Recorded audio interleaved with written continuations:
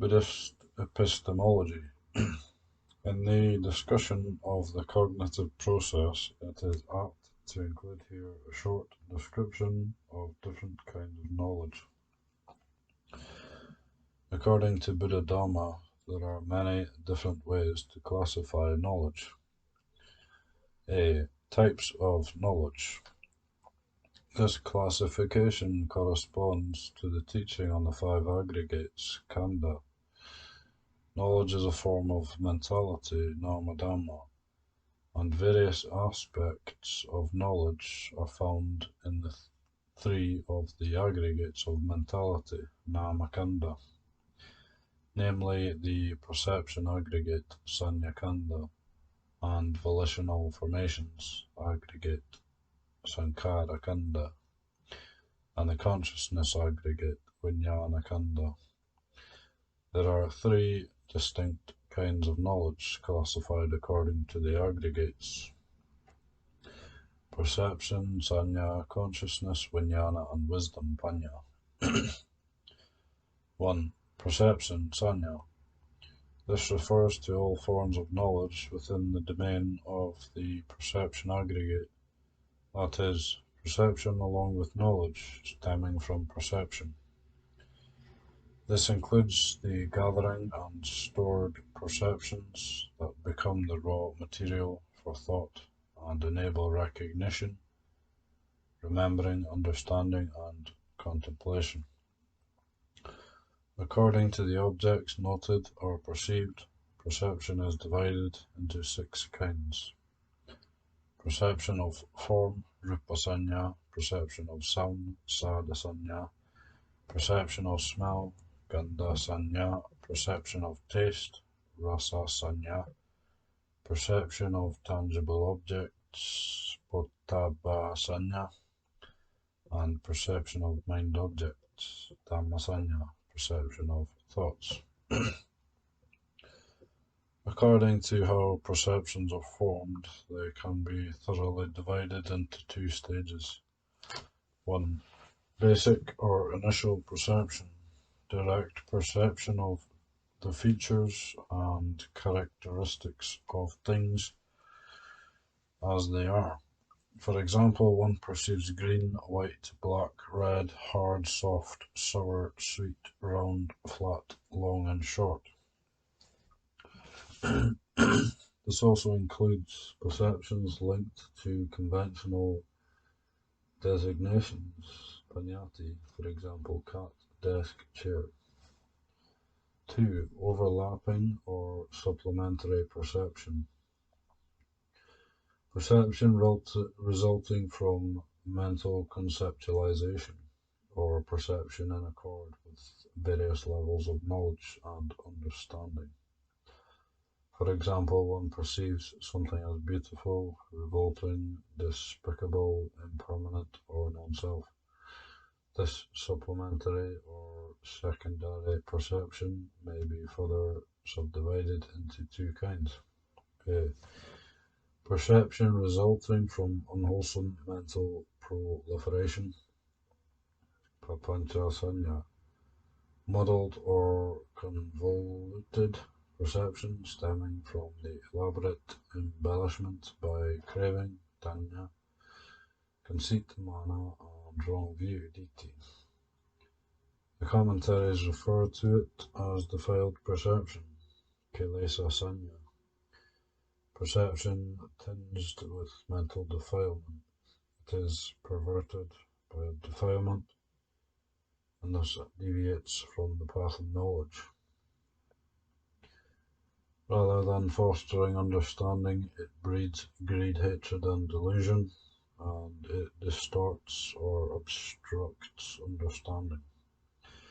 Examples of this kind of perception include perceiving those features one considers despicable, perceiving those features that answer to covetousness, perceiving those attributes that feed a sense of self-importance, perceiving attributes in others whom one considers inferior, and perceptions of ultimate ownership and control. B. Perception resulting from wholesome thinking, perception springing from correct understanding. This perception is referred to as wholesome perception, kusala sanya. Perception conducive to knowledge, vijja bhagya sanya, or by other similar terms. It fosters the development of wisdom and the growth of wholesome qualities. Examples of this kind of perception include perceiving those attributes that foster friendship and perceiving those attributes that reveal the state of causality, the state of impermanence, the state of non-self, etc. Arahants have perception, but it is perception free from mental taints, asava, free from defilement, kilesa. Arahants are able to identify proliferative perception, pancha sanya, as experienced by unawakened people, or as they themselves used to experience it before their full awakening. But they do so simply for the sake of knowledge or in order to benefit others. For example, when helping others to solve their problems. With these perceptions by arahants, there is no sense of being personally disturbed or affected. General Dhamma practitioners can model their own behavior on this conduct by the arahants. 2. Consciousness, vijnana. All knowledge that is part of the consciousness aggregate, vijnana kanda, the principal form of all knowledge and awareness, which is the constant function of the mind. Consciousness is aware of all mental activity, as explained in chapter 1. 3. Wisdom, panya. This is the principal form of knowledge contained within the volitional formation aggregate, sankhara kanda. This factor too was already explained at length in chapter 1. Besides this chief form of knowledge, there are many other factors within the group of volitional formations that are related to the principle of knowledge and understanding. These factors are related to wisdom, either by supporting it, by acting as intermediary factors in wisdom development, or by acting as criteria for revealing the presence, absence, diminishment, or increase of wisdom. Most notably, these factors are faith, sada, belief, conviction, confidence, inspiration. Although faith is not itself a form of knowledge, it can act as a gateway to knowledge. Faith implies accepting the knowledge of others, trusting in others' wisdom, and being willing to rely on other people's knowledge or other sources of knowledge as a personal guide.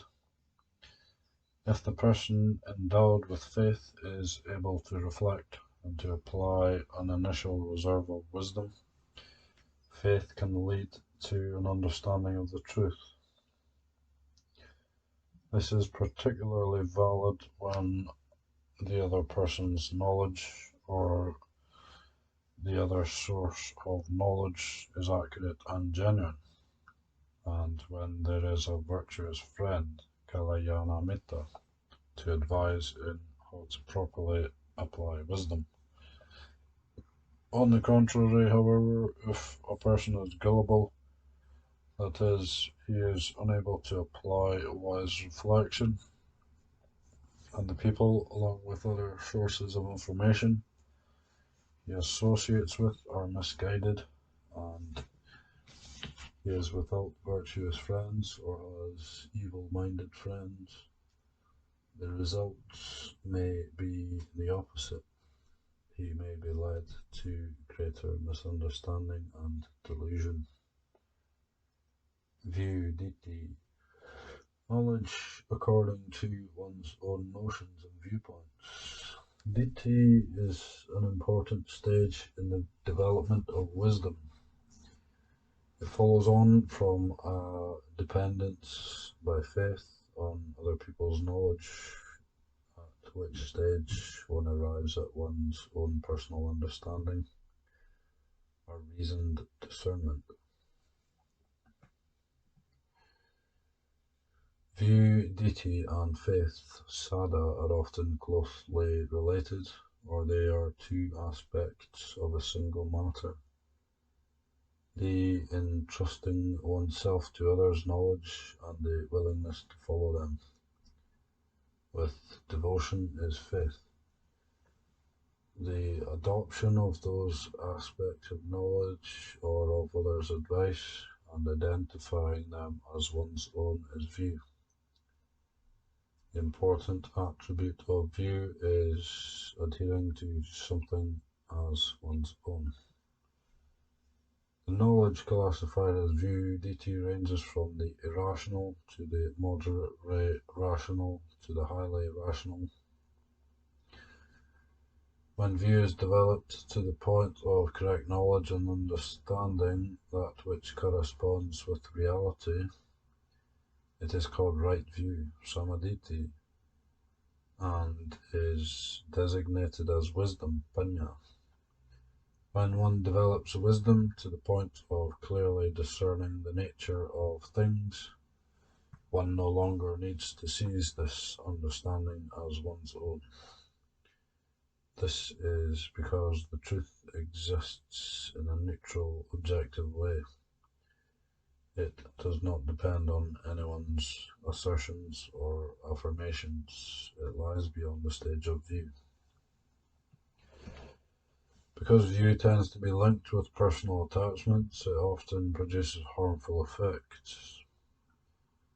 If one's attachment is strong and unyielding, despite one's views being very close to the truth, they will end up being an impediment, preventing one from realizing the truth.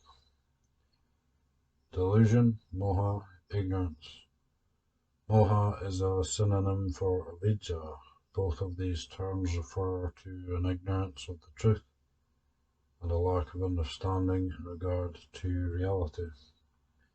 This ignorance is the opposite of wisdom, Panya. Particularly the specific form of wisdom called true knowledge, Vidya. One can say that delusion is the basic state of existence for human beings who are encouraged to dispel it by way of true understanding, Vidya, or by way of wisdom development.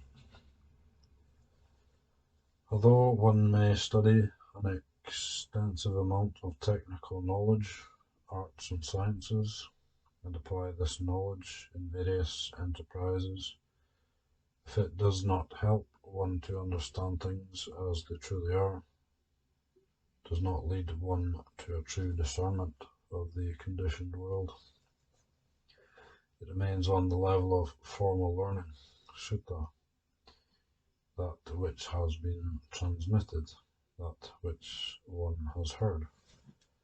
It is not yet true wisdom.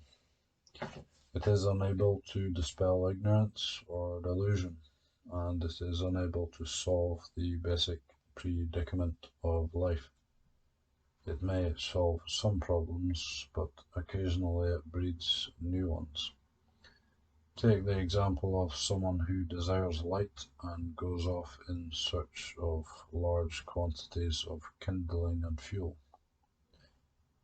No matter what this person does with these items, by arranging them in various decorative patterns, as long as he has not ignited a flame, no light will shine forth.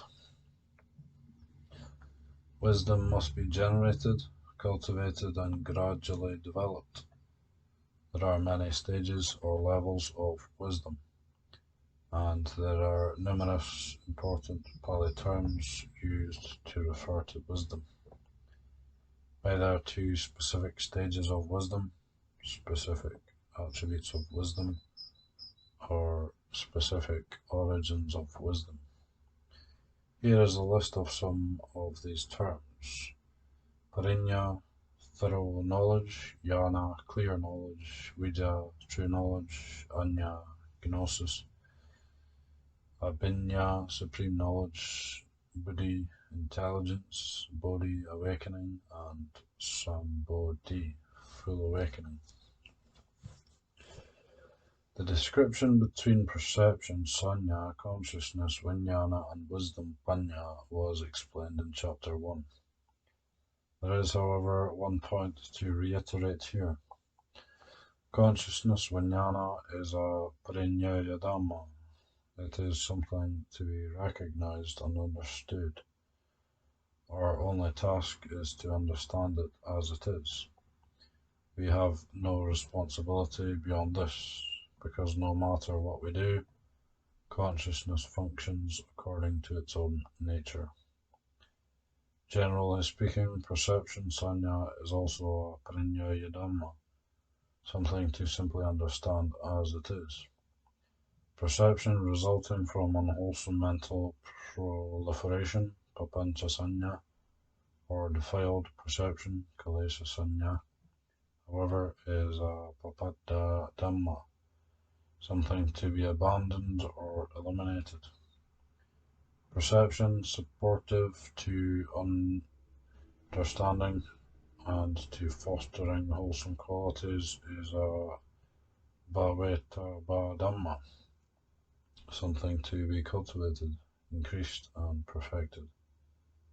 Wisdom, panya, is a Buddhadhamma, something to be trained and developed until it can be used to completely dispel delusion and ignorance.